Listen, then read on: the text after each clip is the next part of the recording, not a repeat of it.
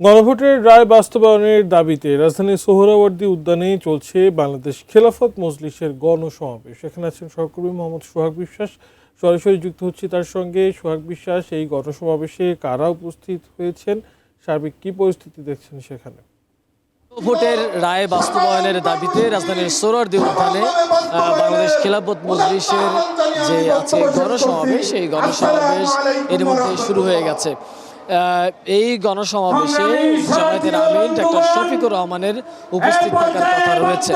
এছাড়াও বিরোধী দলের যে চিফ হুইপ নাহিদ ইসলাম থাকবে বলেও আমরা জানতে পেরেছি। মূলত মাওলানা মামুনুল হকের নেতৃত্বাধীন যে বাংলাদেশ খেলাফত মজলিস, সেই খেলাফত মজলিসেরই আজকের এই সমাবেশ। এই সমাবেশে এখন পর্যন্ত বিভিন্ন মহানগরের যে নেতারা রয়েছে তারা বক্তব্য রাখছেন। তারা সেই বক্তব্যে যে বিষয়টি স্পষ্ট করবার চেষ্টা করছে সেটি হচ্ছে, সরকার যে গণভোটের প্রতিশ্রুতি দিয়ে ক্ষমতায় এসেছে কিংবা হ্যাঁ ভোটের মাধ্যমে যে সরকার এসেছে, সেই সরকার যদি গণভোট বাস্তবায়ন না করে তাহলে জাতির সাথে প্রতারণা সামিল বলেও তারা অভিযোগ করছেন। এছাড়াও তারা বর্তমানে যে দ্রব্যমূল্য, জ্বালানি সংকট সহ নানা বিষয় এই সমাবেশে উল্লেখ করেছেন।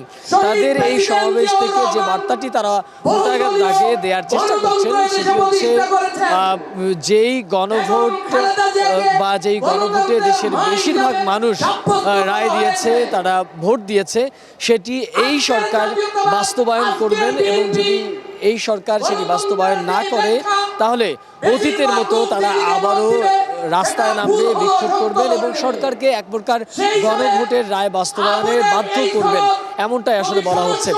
এরপরে যখন কেন্দ্রীয় নেতারা বক্তব্য রাখবেন কিংবা জামায়াতের আমির বক্তব্য রাখবেন, তিনি কি নির্দেশনা দেন সেই নির্দেশনা শোনার জন্য নেতাকর্মীরা মূলত এখানে জড়ো হয়েছে। এই ছিল আমার কাছে রাজধানীর যে সোহরাওয়ার্দী উদ্যান, সেই সোহরাওয়ার্দী উদ্যানের যে গণভোটের রায় বাস্তবায়নের দাবিতে যে সমাবেশ, সেই সমাবেশের স্থল থেকে সর্বশেষ অবস্থা।